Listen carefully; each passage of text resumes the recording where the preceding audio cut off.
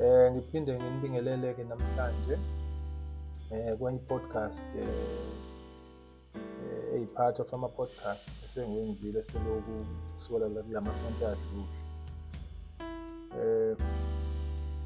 Ngiyabonga ukuthi ngisakwazi ukuthi ngiqhubeke ngiyenze nokuthi I still have things to say engicabanga ukuthi zibalulekile kutheni sicobelelane ngazo. Nani nizwe ukuthi yini engiyaziyo, ubone mhlambe la khona ene-experience efanayo nami khona, ona la khona ngibone ngathi ngasebenza khona la khona nikhona khona. So that's the reason for this podcast, ukuthi sisharishe, sicobelelane ukuze sonke sibe abantu abakhulayo abakwazi ukwenza izinto zethu ngendlela ephumelelayo. So namhlanje-ke i-podcast isihloko sayo sikhuluma nge-spirit versus leadership. Ispirit futhi umoya kanye nobuholi. Umoya osuku ugubuzele indawo esiphila kuzona. Umoya ogubuzele indawo esiphila kuzona kanye nobuholi bakhona la. Ngaba nenhlanhla-ke ngisemncane ukuthi ngibe umholi osemncane. Lokho-ke ngakwazi ukuthi ngibe umholi ngenxa yokuthi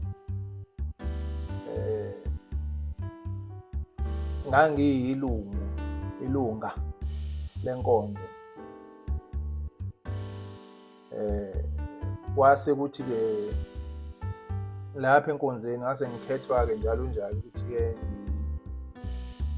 ngihole ey'ndaweni ey'thile. Ngagcina sengumholi-ke ophethe a local church, ukuthi indawo inkonzo endaweni ethile elokishini. Abomholi waleyo nkonzo le minyaka eyaze yafika 10. So kuleyo minyaka-ke ngathola a lot of experience enkulu ephathelene nokuhola indawo la khona abaholi bengakhokhelwa salary. Ngaphinde futhi kuleyo environment ngafunda nokucula. Ikona engaqala ngakho ukufunda ukucula. Ngase ngidlulele ekutheni-ke ngibe umholi ngaphezulu kwalokho.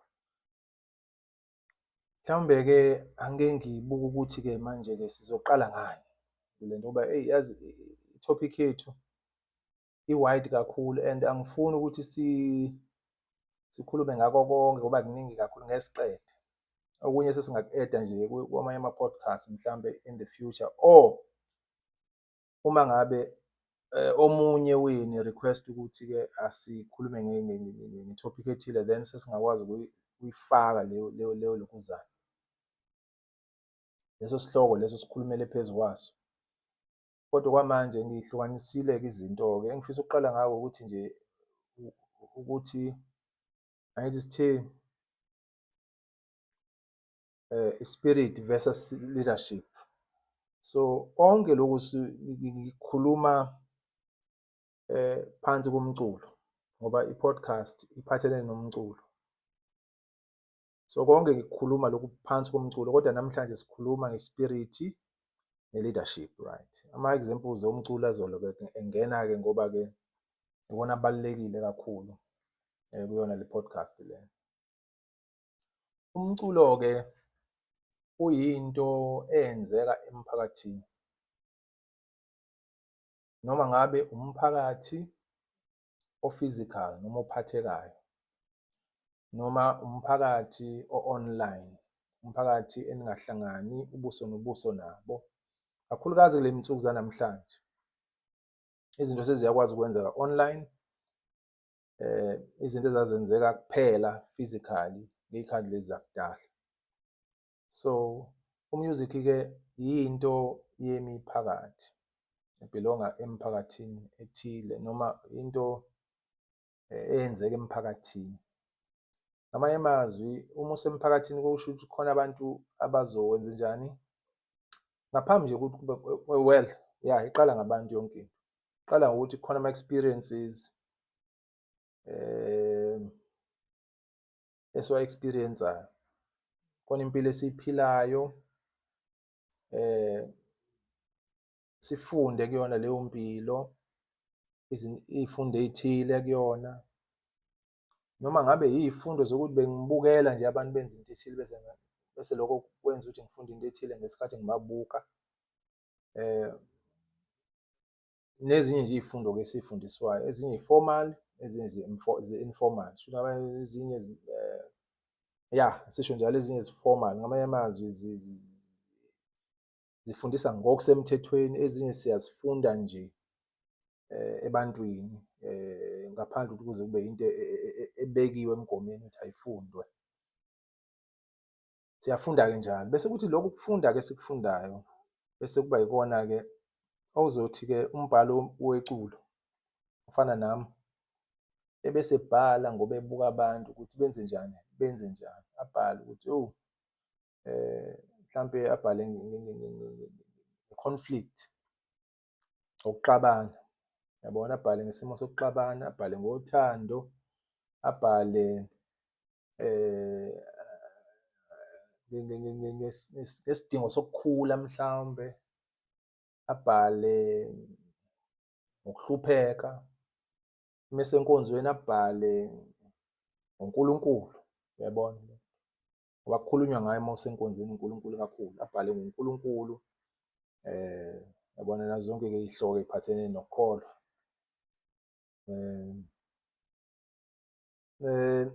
Nakwezinye iy'ndawo ze-spirituality nakhona bobhala nakhona ngezinto-ke ezibathintayo lapho, yabona? Ukuthi yini ebalulekile khona, babhale nakhona, yabo? Amaculo ahambisana nalokho.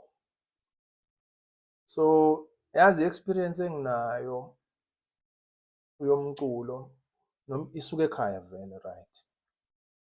Isuka ekhaya kodwa ekhaya ikhaya akwazi ukulihlukanisa nomphakathi ngoba ekhaya uma kuyiwa enkonzweni, inkonzo i-influence ikhaya, yabona? Nekhaya liphinde li-influence inkonzo, yabona? So kunzima ukwazi ukuthi ngempela ngempela uthi ikuphi okuqala kuqala, yabona? Iyiphi i-influence eqala kuqala?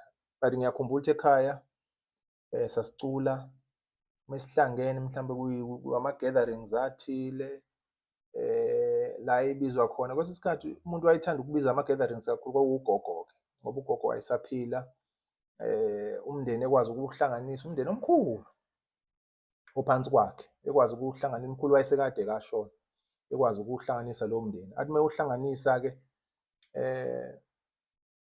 kwangapheli lelo langa ungazange lo mcimbi loyo ungazange kube khona umkhuleko. Kulowo mkhuleko-ke kwaqala ngokucula kuqala, kucula umndeni, ucule bese-ke kuyakhulekwa-ke. Mhlawumbe asho amazwi athile ugogo yabona? Okuhlakaniphe, wisdom, nokuhlanganisa umndeni. And uma eseqedile ukwenza lokho bese-ke athi asithandazele bese-ke siyahlukana kanjalo, imindeni ihlukane yonke-ke ihambe-ke ey'ndaweni zayo. And then bese uba yisenkonzweni-ke, ufike nasenkonzweni ufice nakhona kuyaculwa nakhona, kuyaculwa nakhona, kuyaculwa njalo nakhona, kuyaculwa noma kuthandazwa kodwa kuyaculwa nje kakhulu, yabo? Noma kungcwatshwa, noma kushadwa, noma kunemicimbi yonke yenkonzo, kuculwa ngaso sonke isikhathi. So umculo-ke siwufunde kanjalo kulawo ma-environments. So kulezo y'ndawo lezo, kuleyo ndawo leyo kakhulukazi le yami yenkonzo, into eyibaluleke kakhulu ubuholi. Ukuze kube nomculo okubalulekile ukuthi umholi akwazi ukuba i-patron yalowo mculo lowo. akwazi ukuthi ngamanye akwazi ukuthi awusaphothe umculo kwi-organization yenkonzo, i-organization yenkonzo akwazi ukuwusaphotha umculo. Ngamanye amazwi lokho ukusaphotha kwakhe ku-create-a noma kwakha ispirit esithile kwi-organization. Mhlambe ngibeka kabi uma ngithi kwakha ispirit or mhlawumbe angeke ngisho njalo ngoba ukuhola komholi kuthinta izinto ey'ningi. Kodwa-ke ukuze usimame umculo uphumelele, umholi fanele akwazi ukulokhuza. Ukwenze njani? Ukuwusaphotha umculo ukuze wenzeke. Uma engawusaphothi futhi ngeke wenzeke kahle ngoba uzophazamiseka ngaso sonke isikhathi umculo, yabona?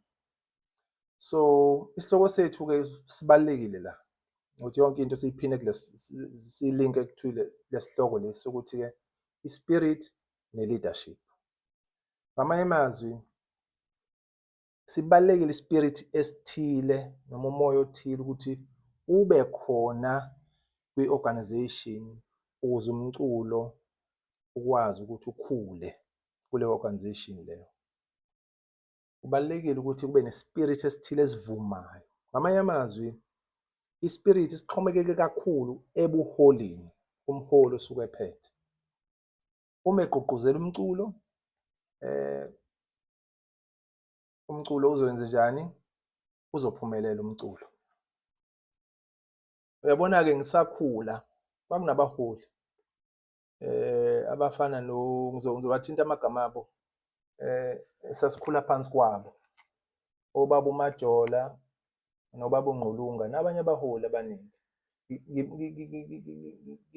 Ngiwasho amagama alabaholi ngobani? Ngoba bangikhumbuza abaholi abanye bepolitiki abahleli beqala amaculo.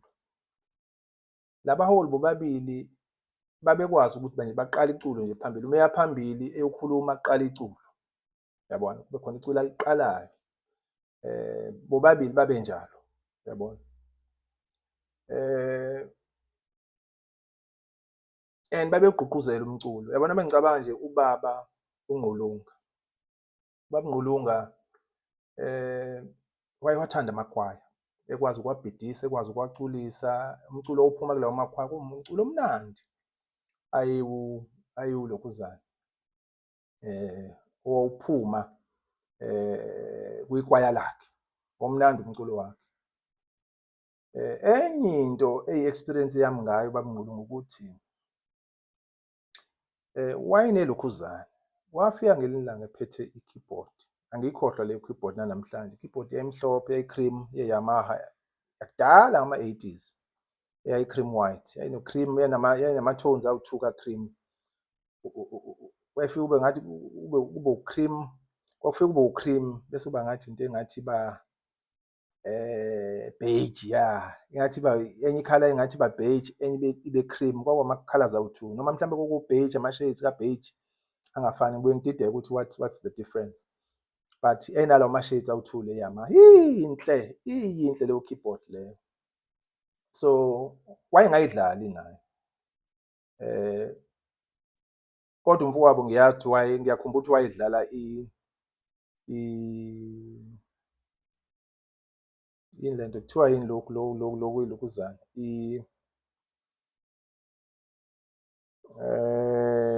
lokusebenzisa umoya, i-keyboard lesebenzisa umoya. Sengikhohlwe igama layo, okay, sengikhohlwe igama layo. So wayesebenzisa leyo keyboard umfowabo-ke ekwazi ukuyidlala-ke now and again simbone eyidlala, kodwa yena wayengadlali i-keyboard kodwa wayiletha ngelinye ilanga hoping ukuthi khona endlini ozokwazi ukudlala, kodwa akekho owakwazi ukudlala ngalelo langa lelo. Kodwa yangithinta indaba ye-keyboard, ngayithanda futhi ngayithanda ngiyibuka nje, uyabona? Ngayithanda kwasho ukuthi-ke akekho okwazi ukuyidlala, yabo, kithina. Futhi-ke ne-culture ye-organization yayingenayo kakhulukazi ey'nkonzweni zabantu abamnyama. Ayengekho ama-keyboard no-piano, kwakungeyona into eningi leyo. Mhlawumbe if ayekhona ayimbalwa mhlawumbe, kodwa futhi nje eThekwini ayikho indawo engiyikhumbulayo eyayinawo sisakhula. Mhlambe later on kwase kuvela sekuba khona yabona eminyakeni sesikhulile. Sekukhonyana kube khona upiyanywana, kube khona opiyano mhlambe noma kube khona ama-ogani. Kodwa kwakungeyona into eyayiningi yayikhona ngama-80s, early 80s. And sasabantu abakhonzela, sasingenazo nezindlu zokukhonza. Sasikhonzela ey'kolweni, izindlu zaziyi-few kakhulu yabona, and nama-branch ayanda. So uma anda ama-branch kwakudala lokho ukuthi kwenzenjani, abantu bagcine bekhonzela emaklasini ey'kole yabona. Babhukhe iy'kole lapha emiveni ey'koleni zikahulumeni, bese besebenzisa zona ukukhonzela kuzona. So kwakungezona iy'ndawo eyi-permanent lezo ongabeka ama-assets akho khona yabona, afana nopiyano. Kwakuyindawo nje ngingasho ukuthi ama-organizations ayehlupheka noma ayenokuhlupheka okuthile noma nama-limitations athile, right? And then bese ubaba Majola, ubaba Majola angimkhumbule ekubhidisa amakwaya, kodwa one of the major patriots. Kuba ngathi mangikhula iminyaka eminingi engikhumbulayo, ngikhumbula esinika ithuba nje sibancane, asinika ithuba sokuthi sohamba siyocula. Wayengasincishi nangelilodwa ilanga ithuba siyingane ukuthi siye phambili siyocula phambi kwabantu.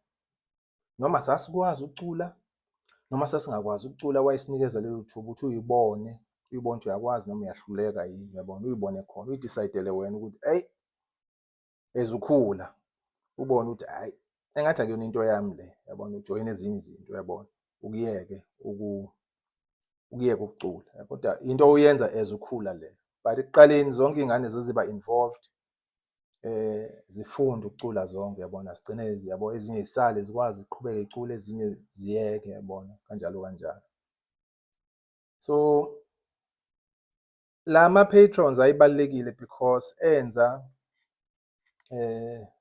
abantu abafana nathi ukuthi bafunde, yabona, bawuthande futhi umculo nokuthi bakhule kwi-skill.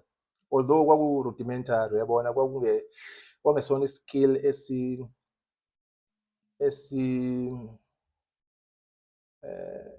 esiformal la khona ufundiswa uthisha, kodwa kwaku-trial and error la khona siy'bonela khona ukuthi ayi engathi ayilungi le nto, ngathi ngizame lokhu, engathi akulungi lokhu, ngathi sasifunda ngaleyo ndlela leso, sikhula ngaleyo ndlela ekuculeni kwethu, yabona. Inkonzo yethu yayine-culture enkulu-ke yomculo, yabona, futhi oyileyo ndlela ukuthi abantu bayibone ukuthi bacula kanjani. Kwakungekho formality structured ukuthi hhayi abantu bafundiswe, yabona, into oyibonela yona leyo. Engawukuthi noma u-skilled ekuculeni, ufundile waya esikoleni wakufundela, kwakungekho ushansi ongakanani ukuthi u-act-e njenge-professional kwi-organization, ngoba kwakune-some sort of equality yawo wonke umuntu, ukuthi wonke umuntu uwumculi in a way. Kwakunaleyo nto ukuthi wonke umuntu uwumculi kwi-organization. So wawungajwayele ukubabona abantu abafundile beflorisha noma beqhakamba njengothisha kwi-organization. Ngamanye amazwi i-organization yangapromote i-music superiority, angisho njalo, noma superior music culture, i-culture music noma isiko lo-music eliphezulu. Yayipromotha nje umculo ukuthi uhlale ukhona and wonke umuntu enze njani, acule. Kwangekho umuntu kwangekho lento yokuthi uvinjiwe ukuthi ungacula noma ungacula. Engangokuthi kwesinye isikhathi kwathi kuhleli nje manje nje kube khona into ewuvuka ayibambe la khona kuthiwa nje sicela omama bonke beze phambili bazolokhuza, bazocula ikwaya lomama. Kube khona ikwaya lomama nje esikhaleni, yabona, noma elobaba esikhaleni, yabo. Kwakuyileyo nto le eyenzeka, yayinhle futhi zonke lezi zinto zazizinhle kabi kabi. Mina-ke I always felt that there was a need for skill because I think I was doing more ngomculo. So ngoba ngangenza more mina, ngangenza okuthe xaxa kancane ngoba ngoba kusho ukuthi ngakujabulela ngakujabulela uku-experience ama-levels amanye omculo uyabona, noma amanye ama-tastes omculo. Ngakujabulela ukuzwa ezinye izinto ey'hlukile emculweni. Manje kwangingenza ukuthi ngigcine yabona ngibe influenced by lokhuzana, other environments uyabona. La khona ngithathe izinto ngiy'kopishe lapha mhlambe ngiy'lethe la kulo mculo esiwuculayo bese siyayisebenzisa khona yabo. Ngangilo muntu onjalo nje ohambayo eyofuna i-knowledge ayibuyise ayifake emculweni yabona, bese-ke yabona sikhula ngaso sonke isikhathi kulowo mculo.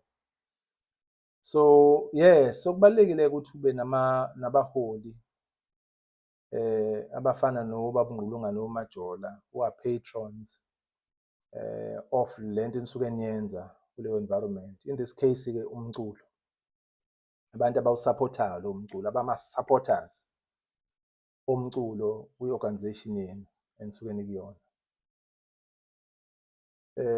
So and then mhlambe-ke angidluleke kulelo phuzu lelo lama-patrons ne-spirit, ukuthi i-spirit in an organization noma umoya ogubuzela i-organization ubalulekile ukuthi uvume ukuthi kwenzeke izinto zibe impumelelo kuleyo organization, izinto zibe impumelelo.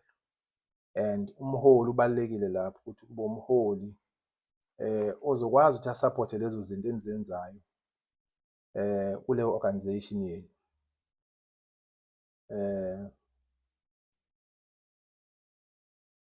Ngoba uma engasaphothi umholi izinto ayilungi, umholi mengayisaphothi into eniyenzayo.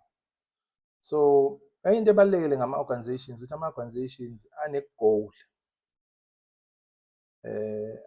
asuke esebenzela kuyona, noma ngabe ama-organizations a-commercial, amabhizinisi ajwayelekile lapha eminyango adayisana kanjani, noma ama-organizations ama-constituency based organizations, ama-organizations la khona abantu bevotela ubuholi, la khona umholi engaqashwa khona evotelwe.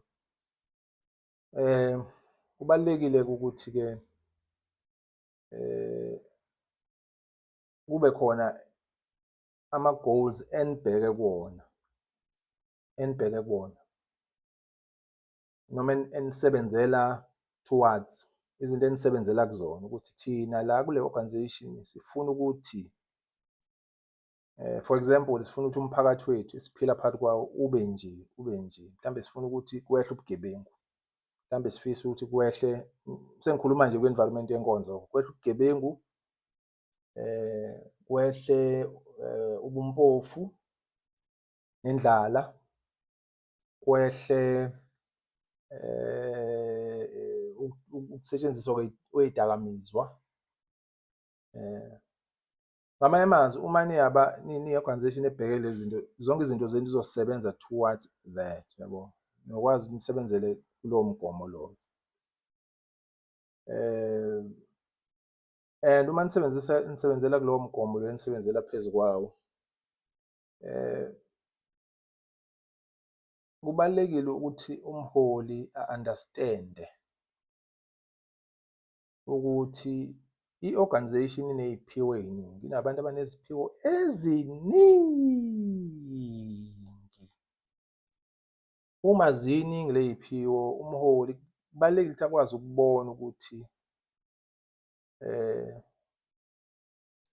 ukubona ukuthi uma ngidinga ukuthi kwenzeke into ethile, ubani efike ngikhulume naye la kwinhlangano yethu, ubani engifanga ngimbize ekomitini, mhlambe ikomiti elihlela izinto, ubani efike ngimmeme ngithi akaze ayojoyina ikomiti ukuze siplanele mhlambe into ethile yabo.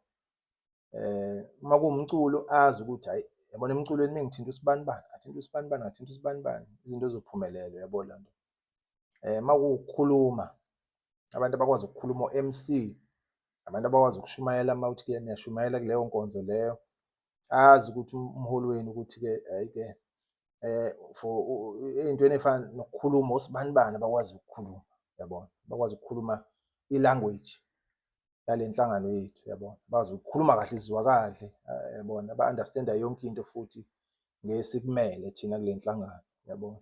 Umholi fanele akwazi ukubona lezo y'phiwo, a-understand futhi nama-personalities abantu ahlukene, yabona. Abantu abafani, yabona, banama-personalities angafani. Ngiyakhumbula ngisakhula-ke, ngiwumholi omncane, okuningi ngakumisa in terms of understanding abantu. Ngaba nenhlanhla ukuthi-ke ngifunde, ngingene esikoleni ngifunde ngokumeneja izinto, ngigcina sengifunda nokuthi-ke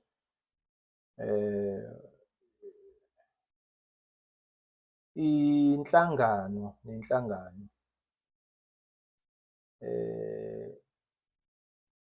inhlangano nenhlangano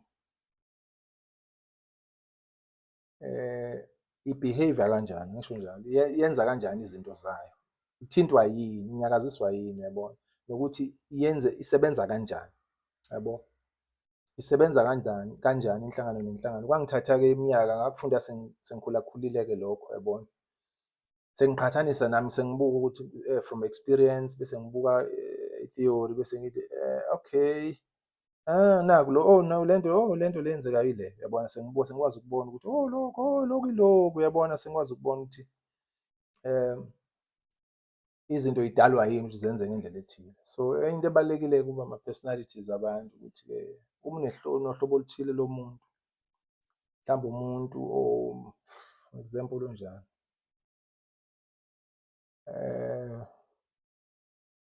mhlawumbe umuntu othanda ukunakwa, mhlawumbe, yabona leyo nto. Kunabantu abathanda ukunakwa, uthole ukuthi-ke uma umnaka, yabo, uma umnaka wenza kahle izinto, organizations. Ngamanye amazwi, uma umnaka njengomholi, kufanele umbambise okuthile, kube khona umnikeza kona ukuthi hey, bamba la sibani bani, yabona, bamba la sibani bani, usigadele lezi zinto wena, mhlawumbe, uyayibona leyo nto. Kodwa-ke in kuma-organizations la khona abantu bekhethwa khona, la ekuthiwa ama-constituency based organizations, where people are elected, la bengaqashwa khona, people are not employed but elected.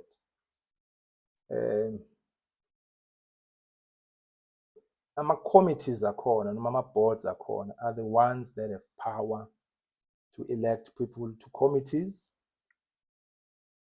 or to, yabona. But i-leader isikhathi esiningi ihlala ine-influence enkulu yokusho ukuthi ifisa bani, yabona. Iyakwazi ukuthi iphushe iphushe ngoba abantu basuke beyikhethe ngoba bethemba amava ayo ukuthi makusho yona noma mhlambe kuyiyona esekela igama likasibani bani, izinto zizokwazi ukuthi-ke bese zilokhuza ziphumelela ngoba lowo muntu uyisithenjwa uma esupportwa nayi-leader leyo. So i-leader umuntu obaluleke kakhulu ongafanele umeqe kuma-organizations, kufuneka umeqe ngoba ubaluleke kakhulu, udlula kuyena ngaso sonke isikhathi, akwazi ungadluli kuyena noma yini oyifisayo ukuyenza, udlula kuyena, yabona. So yeah,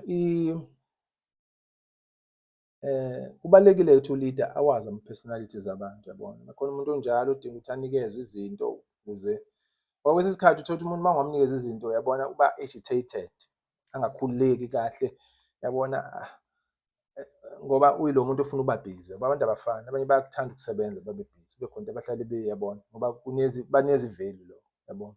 Banikeza inani labo lilele lapho ekutheni uma nginikezwe umsebenzi ngawenza kahle, bajabule abantu, nami ngiyajabula ngaphakathi, uyabona. Akuyona into embi leyo, into enhle leyo, yabona, uma kukhona abantu abanjalo. Kunama-disadvantages-ke ama-personalities ethu sonke, yabona, sonke. Abanye abantu bayavilaphela ukwenza izinto ey'thile, kodwa bakhona kwi-organization. Abanye abanye banjani mhlawumbe. Abanye bane-information eningi kunabanye, abanye bane-influence eningi ngoba bazi abantu abaningi. Bese kuthi umholi yena cishe uba nakho konke umholi, abe ne-authority, ne-power ye-authority, aphinde abe ne-power ye-influence, aphinde abe ne-power ye-knowledge. Ngamanye amazwi wazi izinto ey'ningi nge-organization, aphinde akwazi ukukhuluma nabantu, aba-convince ukuthi bathathe ulayini othile ku-organization. Aphinde-ke abe naloyo authority ukuthi unikeziwe-ke i-organization isikhundla sokuthi-ke angamele yonke into kuleyo organization leyo. So those are constituency based organizations. Kanti kwabhizinisi inkampani iyamqasha umuntu ngama-skills ayo ukuthi abe manager, yabona. Angamele-ke abasebenzi. Abasebenzi-ke kuleyo environment enjalo, angizukukhuluma ngaleyo environment, ngiyadlula nje kuyona. Abasebenzi kuleyo environment bamlalela ngoba bayakhokhelwa, bamlalela ngoba naye wenza umsebenzi loyo ngoba uyakhokhelwa naye. So kuyaziwa ukuthi uma ungamlalelanga ungalahlekelwa umsebenzi, yabona. Kukhona ongakuluza kodwa ungamlaleli. Kanti kuma-constituency based organizations, yes kukhona ongakuluza kodwa ikakhulukazi kuwona abantu abanako abakusaba kakhulu, abanako abakusaba kakhulu okuphathene nokuthi bangaxoshwa yonke lezi zinto ey'njengalezo, yabona. Abanayo leyo nto leyo ukuthi kungenzeka into ey'njengalezo kubona. Noma kungenzeka kuma-extreme cases kodwa abanayo leyo nto leyo ukuthi, yabona, i-leadership yakhona ayikho based on i-reward yemali, yabona. Wonke amasayidi, whether uyi-leader noma uphethwe, ayikho leyo nto yokuthi hhayi ngizolahlekelwa imali, yabona. So uma ulahlekelwa mhlawumbe isikhundla, ulahlekelwa ukuhlonipheka, ulahlekelwa, kukhona ukulahleka kodwa nakhona, yabo, kodwa akufani.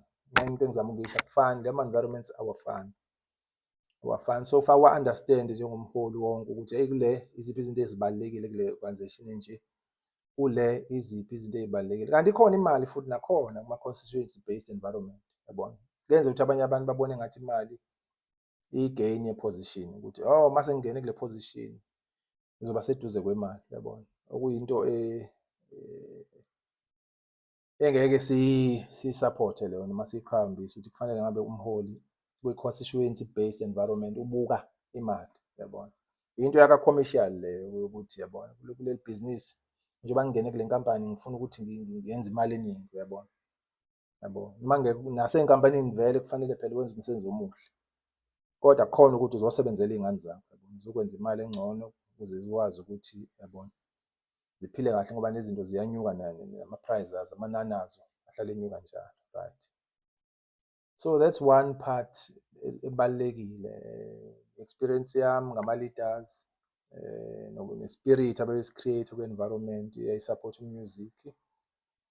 Bese kuba-ke i-leader ukuthi yini ebalulekile kwi-leader in terms of knowing abantu, ba-understand abantu esuke ibahola, yazi ama-personalities abo, yazi ubani engamsebenzisa kanjani. Ngisho kuma-committee yazi uma kulela committee uma kukhona usibanibani nosbanibani ziyaphumelela izinto zale ey'nikezwe umsebenzi onikezwe lelo committee nekomiti elenza into ey'hlukene. Abazi abantu bakhe kodwa baphethe ukuthi-ke banamakhono anjani, kubalulekile lokho. Sengikhulumile ngokuthi-ke kukhona-ke i-leadership la khona abantu bekhokhelwa khona, yes, ne-leadership la khona abantu bengakhokhelwa khona. Ey'ndaweni ey'fana namasonto baba khona abantu abakhokhelwayo, baphinde babe khona nabantu abangakhokhelwa. Kanti emisebenzini le eminye abantu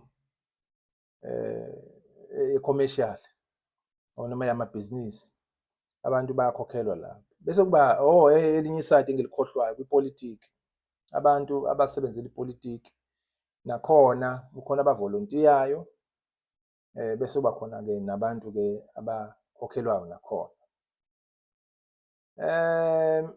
Ngihlale ngi-argue-isha-ke indaba kuma-environments afana ney'nkonzo nepolitiki ukuthi kubalulekile ukuthi abantu bakhokhelwe kulezo y'ndawo lezo. I-argument engihlale nginayo ngaphakathi kumina engake ngayisherisha ngaphambilini nabanye abantu ukuthi kubalulekile ukuthi bakhokhelwe labo bantu ngoba ngathi uma sifaka imali kwi-picture kulezo y'nhlangano ey'njengalezo sisuke sifaka nokuwa kwayo inhlangano nokulimala kwayo inhlangano. Kodwa-ke angifuni ukukhuluma ngalokho namhlanje, ngiyakuthinta nje ngidlula ngiyisikela elijikayo, angizukuhlala kulokho. Kodwa-ke yinto nje engihlale ngithi, is there a model whereby constituency-based leaders would not be paid a cent and work for their communities for free while they are earning from elsewhere in commercial spaces, so that you don't have conflicting interests in these environments that are supposed to be sacred and beneficial to those communities in a very different way, in a very different way. That is very important as well. Okay, that's one section ebaluleke kakhulu ukuthi-ke khokhelwa nongakhokhelwa kwama-leaders ukuthi ama-environments awafani. Angizukugxila-ke ukuthi-ke kwenzekani ngokukhokha nokungakhokhi, angizukungena kakhulu, sekuthintile nje kancane nawe usuyocabanga ubone ukuthi-ke yini experience onayo kulawo ma-environments lawo. Enye-ke into ebalulekile kuma-constituency based environments, ukulingana kwabantu. Kubalulekile ukuthatha abantu ubalinganise bonke, kungabi bikho abantu abakhulu kunabanye. Bonke abantu balingane, bonke abantu balingane, kungabi umuntu odlula abanye ongcono kunabanye, yabona. Including umholi, ngoba umholi i-role akukona ukuba mkhulu kakhulu kodwa umsebenzi. Umholi umsebenzi, igama elithi umholi umsebenzi lona, yabona. Especially kuma-constituency environment kwi-angle-ke engiyikhethayo noma engiqhamuka kuyona, mina engiqhamuka ngakuyona. Ngifuna ukuthi ngithi abantu kubalulekile ukuthi balingane kuma-constituency based environment, irrespective of their knowledge, their wealth, their physique, their gender, their age as well. Even children must be respected in those environments. Ngendlela o-respect-a ngayo iy'ngane, yabona, yabona. So kubalulekile ukuthi abantu-ke kube naleyo equality, including also if it's a multiracial environment nakhona, yabona, ne-race ibe equalized nakhona, yabona. Ngisho yabona, ngisho ukuthi ukuxubana kwenu ngokwey'nhlanga kubalulekile ukuthi nibonane nilingane, kungabikho umuntu othathwe ngathi ungcono kunabanye kufanele asunyelwe phezulu ngesikhathi abanye bebukelwa phansi. Kunezizathu zokuthi-ke sigcine siyabantu abaqhakambisa abanye kunabanye, uyabona, ngenxa ye-environment esiphila kuyona e-capitalistic. I-capitalistic environment or capitalism ithi yonke into kufanele kube khona i-profit kuyona. Ngamanye amazwi uma ufaka into ethile fanele kube khona okuphuma nako kuleyo nto, uyabona. Uma ufaka u-invest entweni, uma ufaka amandla akho entweni fanele kube khona ozokuthola lapho, uyabona, wena qobo lwakho, yabona, not the whole environment. wena wedwa nje, kube khona ukuphuma nako olwela ukuthi uma ngingena la ngizophuma nento, yabona, ukuthi lokho okucabangayo nje. Sorry. So sinaleyo situation, right, equality ibalulekile.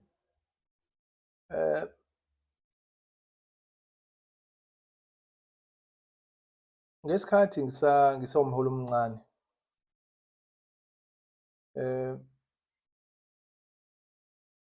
ngakhula ngifundiswa yibona abaholi abadala laba esengibabalile, ngifundiswa ngoku-equalize abantu.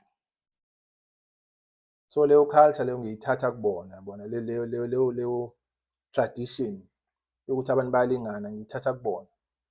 Ngiyibonile-ke nami sengiba umholi sengumholi ukuthi iyasebenza leyo nto. Kodwa engangikurealize kakhulu ngisahola ukuthi abantu osuke ubahola kubalulekile ukuthi abakukholelwayo ngokuhola ufane naloko okukholelwayo nawe. Ngamanye amazwi, if uwumholi okholelwa ukuthi abantu balingane, ngisho abantu obaholayo bakukholelwe lokho ukuthi kubalulekile ukuthi abantu balingane. I-experience-ke ingitshela ukuthi abantu abakuthandi ukulingana noma kuyinto abayiphakamisayo engathi ibalulekile, kodwa abayithandi. Ithi uma ngabe isiyenzeka, seku-equalize-wa abantu, sebelinganiswa abantu, bese bephatheka kabi isikhathi esiningi, uyabona, bangafuni ukulokhuza, yabona, bangafuni, kube ngathi, uyabona, khona into ongayi-understand. Uma uba-equalize kube ngathi khona into ongayi-understand, uyabona. So ama-environments-ke e-South Africa awafani, yabona, khona abantu abakhulela elokishini, khona abantu abakhulela emakhaya. Emakhaya kunobukhosi, hierarchy leyo, yabona, e-clear, hierarchy e-clear, ubukhosi ney'nduna and so on and so on, yabona. Bese kuthi emalokishini abantu baholwa ama-groups ahlukene angafani, yabona.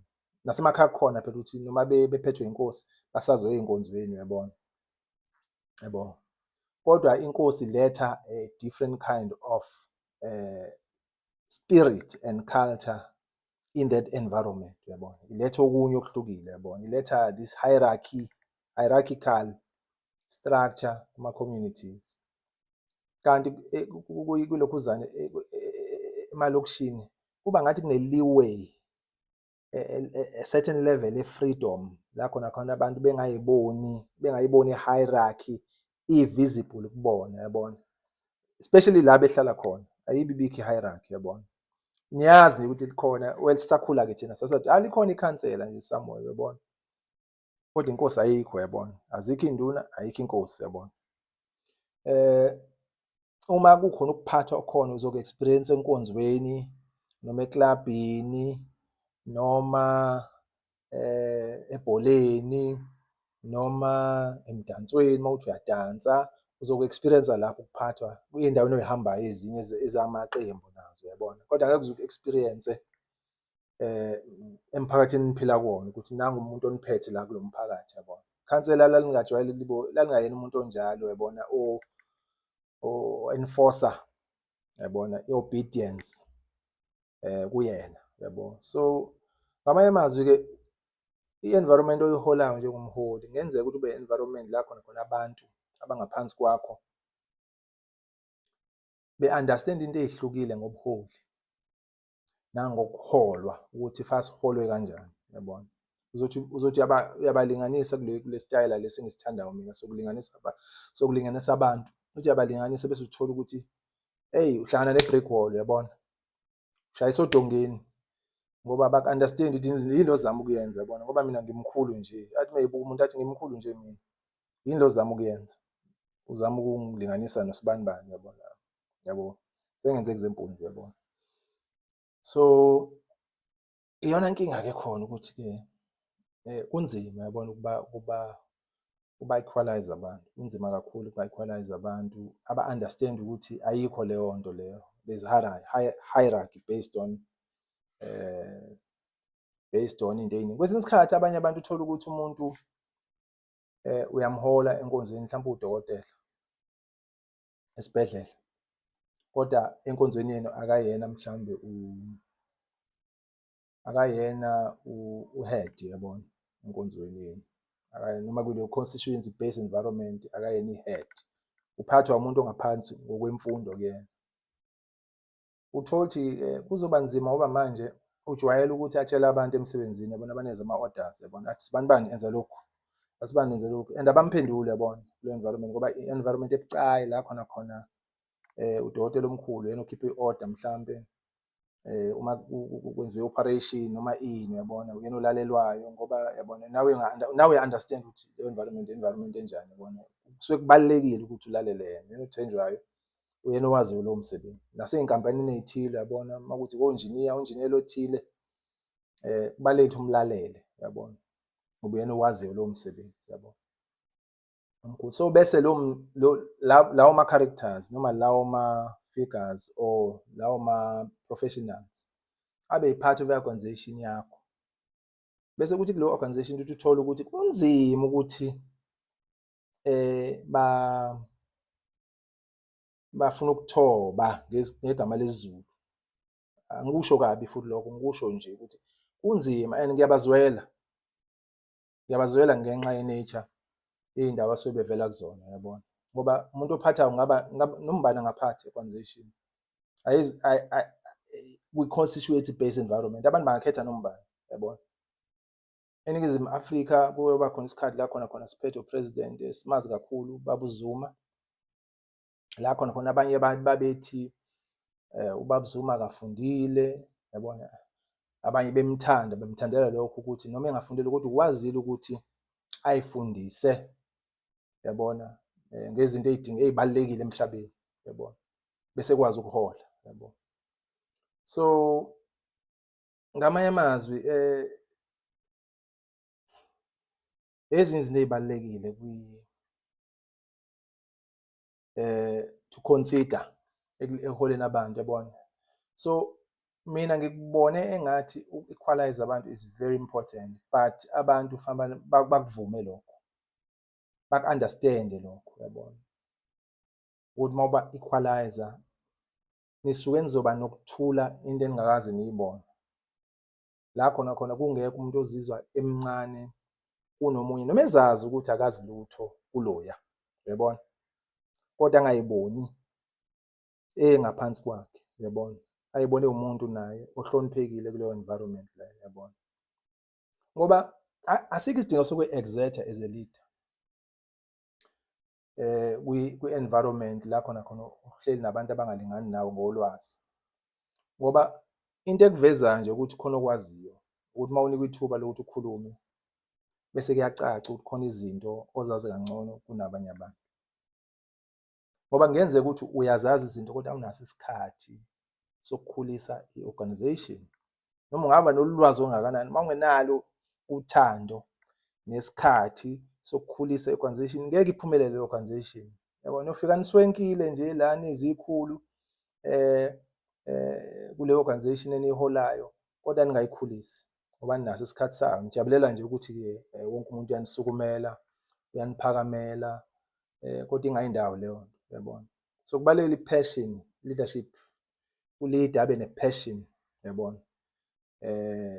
abe ne-passion kuleyo equal environment, yabona, abe ne-passion kuleyo equal environment, ngoba uma ene-passion noma kuthiwa akafundile kakhulu kodwa uyayithanda, hhayi futhi ngoba ngeke phela kabe umuntu ongafundile nhlobo, yabona, ufunda enough umuntu, ukhetha umuntu isikhathi esiningi u-leadership ukhetha umuntu ofunde enough to lead leyo organization, yabona. Abanye-ke uma befunde kakhulu sebengaba yi-support, yabona, ba-add-e ama-skills adingekayo, bangene kumakomiti ahlukene, aplane izinto ey'thile ezi-sophisticated, yabona, ezenza ukuthi i-organization uma sekuhlangana zonke izinto kuhlangane kube into enhle phezulu, yabona, njenge-orchestra ku-music la khona udlala i-violin, khona udlala i-cello, khona udlala amacilongo, ama-horns and so on, yabona.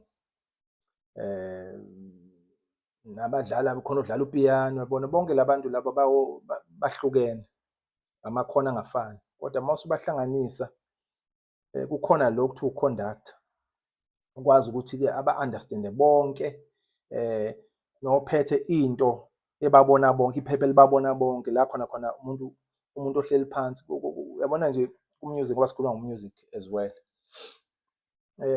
Kwi-orchestra la khona umuntu uphethe iphepha lakhe elinolayini wakhe ukuthi yena ungena kuphi kuleli culo, uyabona? Nomunye ungena kuphi. Uma khona ikhwaya naye iyazazi ukuthi thina singena la, uyabona? Asingeni la. La kulama lines, ama-bar lines lawa kuthule, uthula akukho lutho kulama bars njalo. Akukho lutho la, kodwa uma kungena u-bar 67, siyangena thina ku-bar number 67. Sicula ama-bars mhlampe awu-4 noma awu-16. Iyadiphenda ukuthi uComposer ubhaleni, uyabona? So lezi zinto lezo-ke zibalulekile ukuzazi ukuthi sonke siyinto, sifana nomzimba. I-Christianity isho njalo ukukholwa ilokuzana ulwazi lasekukholweni lusho njalo luthi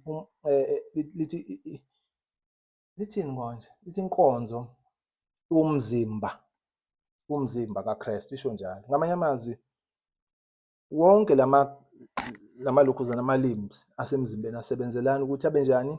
Asebenzela for one goal, uyabona? Noma ikhanda lingabona yonke into, lizwe yonke into, likhulume, lizwe, libe ney'ndlebe, kodwa ngelilungu elingenazandla, ngelilungu elingenay'nyawo, ngelilungu elingena, uyabona? Lidinga yonke into still. So i-equality ingena lapho mhlawumbe, uyabona? Ingena lapho la khona zonke izinto ziyalingana ngoba uma ingekho enye sekonakele, uyabona? Noma equipped kangakanani ikhanda kodwa lidinga ezinye izinto, uyayibona lo.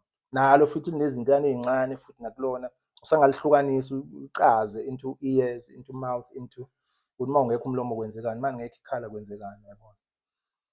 So uma ngekho inwele kwenzekani, yabo? Ngoba nginey'nwele mina ey'nkulu nje, kufanele ngiyibuke indaba yazo. So ya siyeke indaba y'nwele zami. So kubalulekile-ke ukuthi-ke siyibuke indaba ye-equality kuma-constituency based organizations, yabona? Ngaleyo ndlela leyo ukuthi akukho ungahloniphekile kuwona. Bese siphinde sibuke, ngibuyela emumva kancane, sibuke indaba yemali ukuthi do we really have to pay people in these organizations, or can we have a model la khona besebenza endaweni ethile commercial bese-ke beseva kule organization, uyabona? Mhlambe baholelwe inkampani abasebenza kuyona, yabona? Mabe uthisha usebenza esikoleni, ube uthisha wesikole esithile, kodwa bese kuthiwa-ke we are going to be the president of a country, uyabona? Uhambe uyoba u-president wase-country kodwa uholelwe yini? Isikole sakho. Isalari leyo uhola esikoleni, uqhubeke uholele leyo salary, uyabona?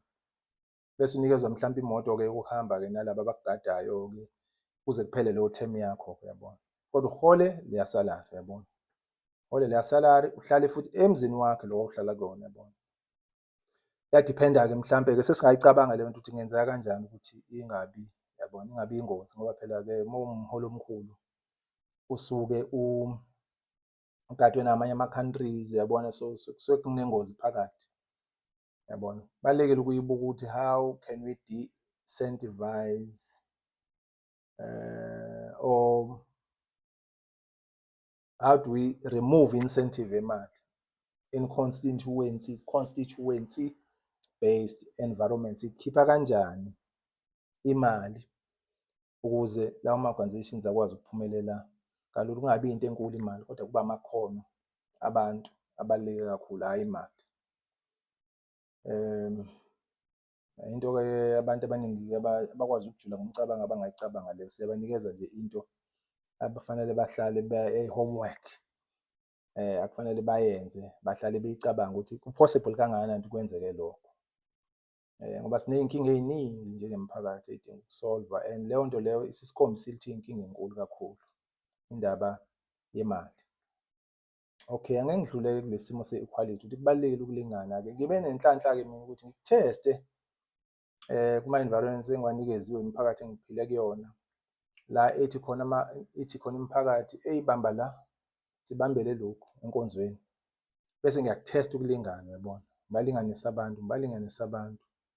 Ngithole ukuthi omunye umuntu mhlambe uyamrecommenda mhlawumbe okade ebukelwa phansi, yabona, njengomholi umrecommend ukuthi aphushwe abe ku-level yokuthi bamhloniphe, umlwele, uze umlwele ukuthi hey, kubalulekile ukuthi bonke abantu babaluleke, uyabona, umlwele. Bese uthola ukuthi uma eselapho kuleyo environment uyathola ukuthi useyashintsha, uselwela ukuthi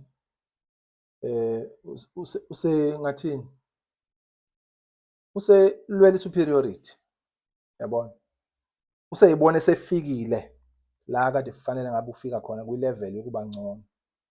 Aka-understand ukuthi khona ilanga la khulunyelwa khona i-leader eyayikholelwa ekulinganeni kwabantu, uyabona, yamkhulumela wa-rise waze wafika kwi-level ethile, base bemhlonipha abantu, yabona, akade bengamhloniphi wathola ukuhlonipheka, yabona. Uthole uma esefikile khona akazi kwenzeke kanjani lokho, yabona. So kubalulekile ukuthi i-organization i-equality ibe ngathi i-religion kwayona, sikholelwe kwi-equality, yabo. So le podcast izoba yinde kakhulu if ngizogxila kule ndaba ngoba ngi-passionate kakhulu kuyona. So but I've seen ama-results e-equality, creative peace, la khona ifojekile khona ukuthi yenzeke khona i-equality. Ngiyibona i-creative peace la khona abantu bebona ukuthi hayi bo, izinto ziyenzeka. And yabo, noma engekho umuntu odlula bani lana, kodwa izinto zenzeka kahle, yabona, zenzeka kahle noma ngekho umuntu ongaphezu komunye, yabona lo. So kukhona lokho, but I don't think sinesikhathi enough sokudiscussa nama-examples akhona, yabona, asikwazi ukwenza lokhu la, kodwa into ngithi nje ibambeni bafethu, nicabange, nidiscusse la nidiscussa khona izinto, mhlambe sizokhula nakuyona ngelinye ilanga, yabona, sigcina siyabantu abadumisa ukulingana kwabantu, yabona. Enye into kule nto yokulingana kwabantu, sengeqile la khona ngikhuluma khona ngelokhuzana. Okay, angakafiki lapho, right, fange ngisheshise kodwa, right. Ngisho kubalulekile-ke ukuthi-ke siyidumise leyo nto-ke, bese ngingena quickly kulezi zinto engifuna ukungena kuzona-ke manje, ukuthi ukuhola inhlangano yabantu abampisholo nokuhola inhlangano yabantu abaxubile, i-multiracial environment, or non-racial environment, uhola kanjani uma umholi kuleyo environment? Ngaba nenhlanhla ukuthi-ke ngithole ithuba ukuthi ngihole kule ndawo ey'njengalezo, yabona, empilweni yami, a number of times la ngihola khona abantu abahlukene abangafani, yeah, abantu abangafani kuyo ilokhuzana, constituency based environment. Kubantu abamnyama-ke ngikuthintile ekuqaleni for consideration indaba yokuthi abanye bavela emalokishini, abanye vele emakhaya, uyabona. So for understand ama-traditions ey'ndawo ney'ndawo, yabona, ama-cultures, if you want to call them cultures, ala bevela khona ukuthi laba ba-understand-ani ngokuholwa nangokulingana kwabantu kwi-environment, yabo. Kubantu abamnyama-ke kunjalo-ke, sihlukene kanjalo, yabona. Bese kuba khona-ke i-environment le emixile enabelungu, namakhaladi, namaNdiya nezinye izizwe, yabona, nayo futhi lately bekukhona nabantu bengathi le kukhona nabantu abangebona abantu abangokusuka, abangokudabuka, yes, abangabokudabuka eMzansi. Kunalabo bantu as well. So ngamanye amazwi kukhona amanye ama-traditions amanye ozothola ukuthi njengomholi sekufakwa consideration manje, wacabanga ukuthi khona labo bantu, yabona, khona abantu abamhlophe, khona abantu abamnyama, khona abantu abanjani, yabona. So yini mhlampe into ebalulekile mhlampe kulawo ma-traditions, into ebalulekile engayinothisa mina kwi-multiracial environment as a leader ukuthi kubalulekile ukuthi wonke ama-races owaholayo alapho kuleyo nhlangano yenu, ngenhlanhla ngangihola-ke ikwaya elikhulu ngalowo nyaka lowo. Ikwaya elikhulu la wonke umuntu, belungu amaNdiya, wonke umuntu e-KZN, right. Kubalulekile ukuthi-ke kuleyo environment enjengaleyo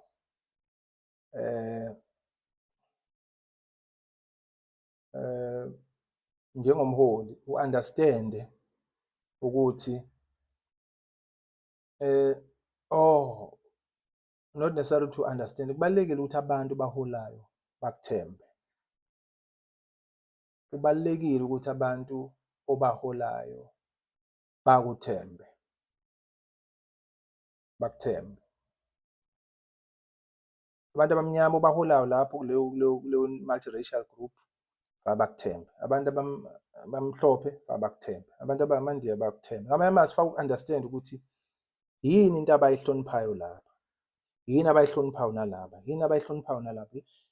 Futhi mase uku-understand-a so uma uya kulabo uyokhuluma nalabo ngoba ukhuluma nabo ngokuhlukana njengomholi. Awumane ubaxube nje, uyabona, ngoba ukuhlukana sinako ngenxa yokungafani, uyabona. So uma uya kubona ukhulume nabo, uyakwazi ukukhuluma nabo sebehlangene bonke, kodwa kubalulekile ukuthi ukhulume namaqenjana one by one, wonke amaqembu ngokuhlukana kwawo, ukhulume nawo wonke ngokuhlukana. Futhi uma ukhuluma awulenzi iqembu elibukeleka phansi ukuthi libukeleke phansi, kodwa ubanika i-comfort lapho ukuthi they are safe. Ngoba abantu they prize safe spaces. They want to be safe in the space or in a space. They want to be safe. So it's important when you communicate to your multiracial groups to go to each and every group separately and gain their trust.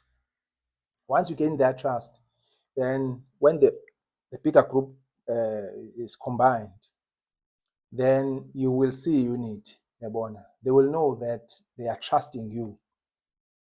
Unity is pinned on you, and then you can begin communicating these unifying messages to igroup yonke. Communicate ukuthi-ke siyabantu ababodwa, sihlangene, sinobunye. Uyabona, uqala ucommunicate lokho, ukukhulume lokho ukubona bonke. By the time ukukhuluma sebeya-understand ukuthi uchazani laba abamhlophe nalaba abamnyama nalaba abaseNdiya nabamakhaladi, ba-understand ukuthi uchazani. Uma uchaza ngobunye, uyabo, bayakuthemba lobo bunye lobo, yabo. Njengamanje eMzansi sinenkinga ukuthi ubunye bethu njengesizwe bulimala ngenxa yokuthi asithembani. Abanemali kakhulu bayasaba ukuyisherisha nathi ngoba sizothi mase siyiphethe bese yabona, sibadidise yabona, noma sibacindezele, noma abasithembi, uyabona loo nto, asithembakali, yabo, asithembani sonke, yabo. So kubalulekile ukuthi-ke lo oholayo kube umuntu othenjwa, angathenjwa ngoba ecindezela abanye, kodwa athenjelwe ukuthi bahlonipha bonke abantu ngokulinganayo. So yona trick engifisa ukuthi ngiyithule kunina bafowethu nonke as a trick ye-success kuma-constituency based environments. I-trick ye-success, yes, ziningi ezinye iy'ngqinamba esinazo, yabona, evela from external forces, external environments afuna ukubhidliza this thing esizama ukuyakha. Kuningi okuvela emaceleni, uyabona, yabo. Sesingakucabanga-ke ngelinye ilanga lokho, kodwa angizungena kulokho njengamanje, yabona, kodwa ngisakhuluma nje ngendawo.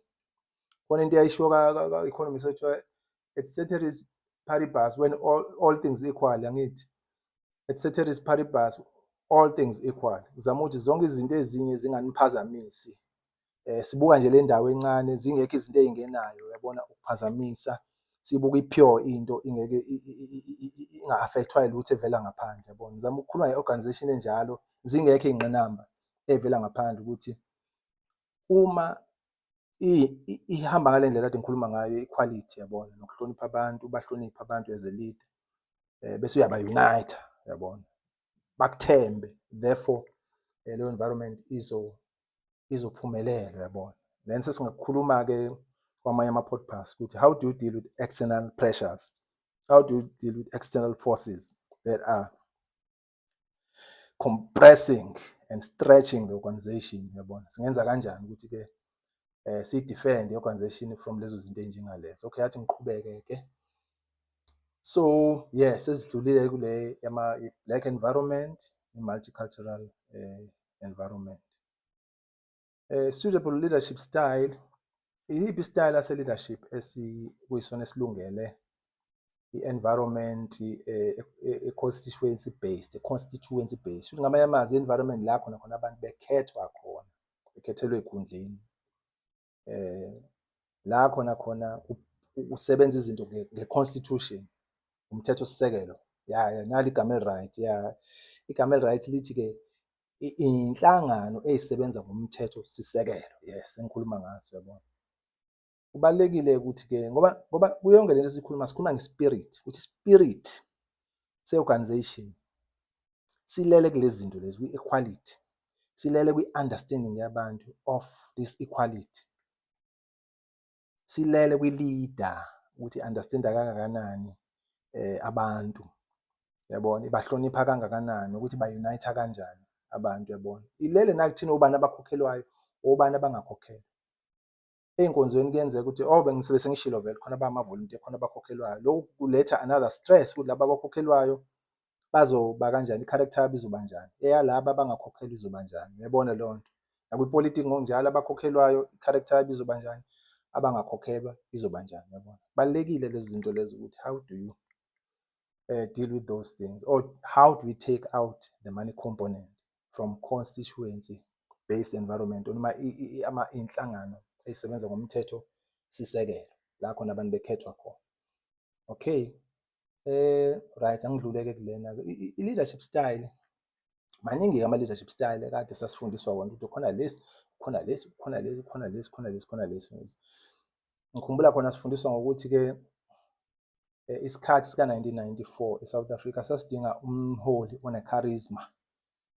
Bese kuthi-ke lokuzana President Nelson Mandela bathi-ke why was the right candidate, wayemholi o-right waleso sikhathi ngoba wayephethe i-charisma. I-charisma ifana nani? Kukhona i-spirit eza naso, yabona, abantu abasihloniphayo, yabo, based on his knowledge, ukuhlupheka kwakhe, esiphathene nokuhlupheka kwakhe, nolwazi lwakhe, nendlela akhuluma ngayo.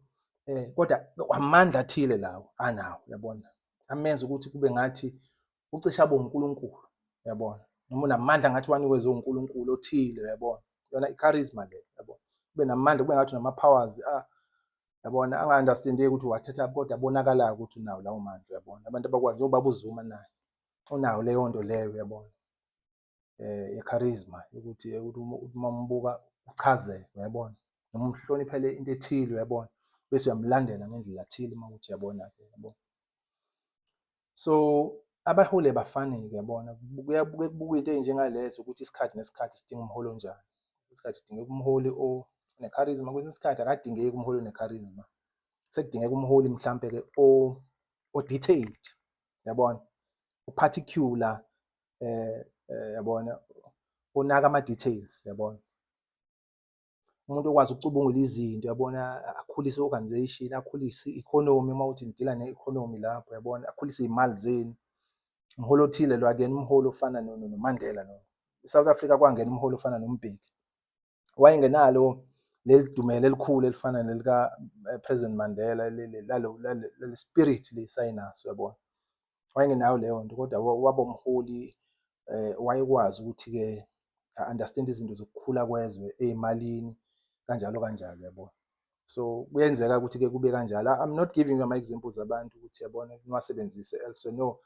Ngithi nje ngiwasebenzisa as good examples akhombisa ukuthi-ke bakhethwa kanjani abaholi, yabona. Ubuka ukuthi isikhathi esidinga umholi othile sinjani, isiphi isikhathi esidinga lo mholi, isiphi isikhathi esidinga lo mholi. Nami ey'khathini la khona ngikhethwa khona abantu, ngakhethwa ngoba kudingeke ilokhuzana, idingeka ngaleso sikhathi, yabona. Angikaze ngikhethwe ngesikhathi la ngingadingeki khona. Yes, ngake ngahola iminyaka ewu-10, yabona, ngangidingeka nakhona ngoba kwakunesimo esasidinga ukuthi ngihlale ngikhona, yabo, kuleyo minyaka yonke. Kodwa abantu mase bengasakudingi futhi bakunyomule, bakukhiphe, bafake omunye umholi. Uma bengakunyomuli bakukhombisa ukuthi abasakudingi leyo position, yabona, ayiseke i-role yakho kakhulu, yabo, sengangena omunye umholi lapho enze lowo msebenzi, yabona. Nawe ufike ubone ukuthi hayibo, engathi sekukhona abantu aba-equipped abanye ukwenza lokhu kade ngikwenza, ngathi sekwi-duplication uyabona, uyikhiphe uma ubona sekune-duplication noma mhlawumbe sekukhona ozo-add-a a layer enye in terms of i-character ubuholi ezosiza i-organisation ukuthi ikhule futhi ubone uhlehle, uyayibona leyo nto, ukwazi ukuhlehla.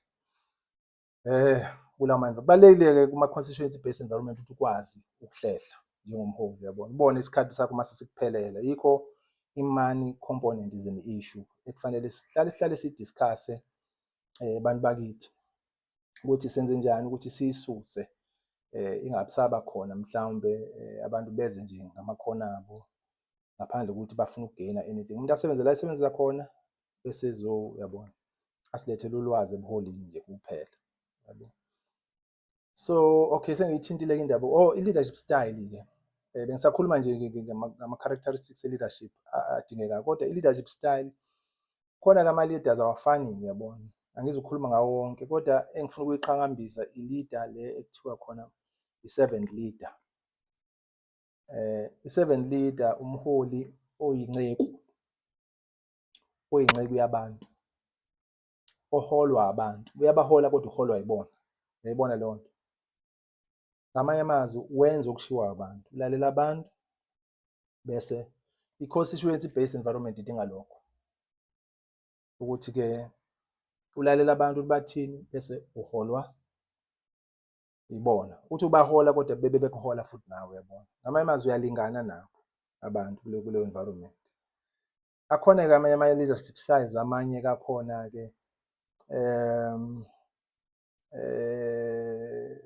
ahlukene, uyabona, la khona abantu beba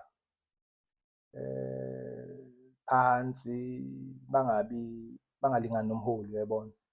Hlukene awafani, uyabona, hlukene awafani, angizukukhuluma ngawo wonke kule but kule environment e-constituency yomthethosisekelo la khona abantu bekhethwa ngomthethosisekelo, kubalulekile ukuthi umholi angabi inkosi kodwa abe yi-servant, abe inceku yabantu. Bese ngiyadlula-ke ngizokhuluma-ke ngediscipline ukuthi kubalulekile ukuthi-ke njengoba sikhuluma nge-equality, ngokulingana kwabantu, kubalulekile ukuthi sikhulume futhi ngediscipline. Kubalulekile ukuthi umholi a-apply i-discipline equally. Kulawo ma-environments-ke ayi-apply yena kodwa ayi-facilitate i-discipline. Ngamanye amazwi bekhona umuntu owenza icala elithile emthethweni ebekiwe yaleyo nhlangano ngoba njengoba kuyinhlangano ehambisana nomthethosisekelo, enza icala elithile, kuyabizwa lowo muntu kukhulunywa indaba yakhe bese-ke kukhishwa leso sinqumo esikhishwa ngaye lowo muntu, yabona. Kubalulekile ukuthi-ke leyo nto yenzeke kuwonke umuntu, inqume ngokuthi ze-discipline zenzeke kubo bonke abantu ngendlela efanayo, kungabikho abantu abayekwayo isikhathi abanye yabona, kungadilwa nabo, yabona.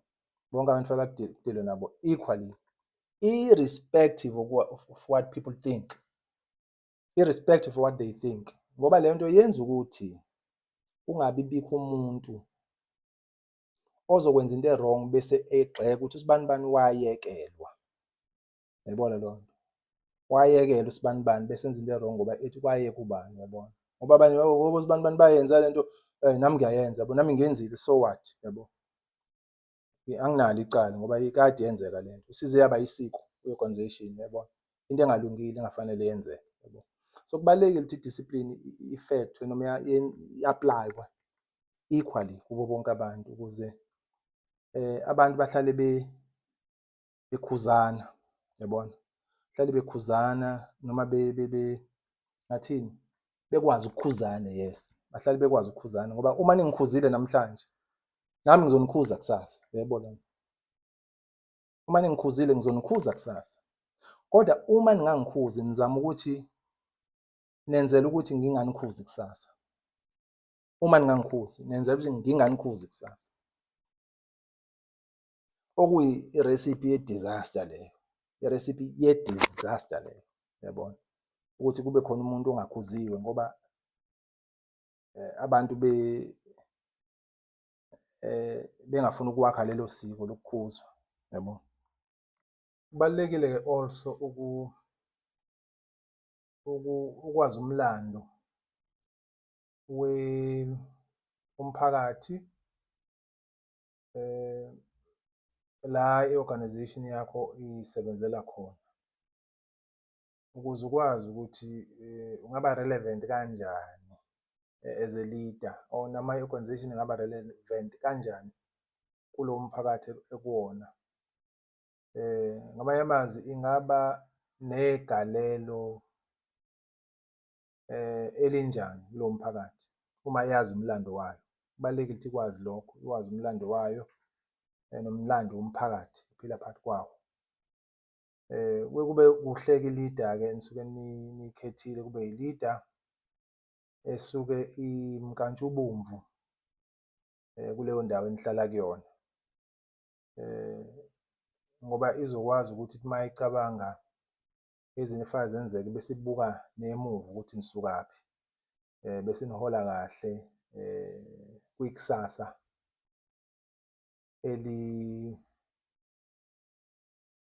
elinempumelelo. So kubalulekile ukuthi i-history kube into ebalulekile uma uyi-leader in an environment, uyazi i-history yendawo ozoyihola. Mhlambe-ke ngeke ngingene kakhulu-ke sengiyaqeda vele, angisezungena kakhulu kulokho. Eyokugcina-ke engi-passionate ngayo nengiyithanda kakhulu i-section ile yokuthi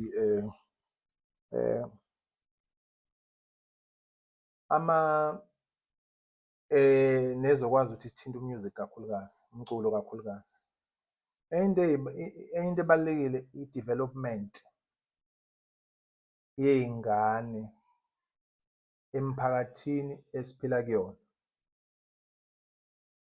I-development yezingane emphakathini esiphila kuyona. So kubalulekile ukuthi ngelinye ilanga uma kukhona indlela yokwenza ngempela sibe nemiphakathi la khona ama-arts developed wonke.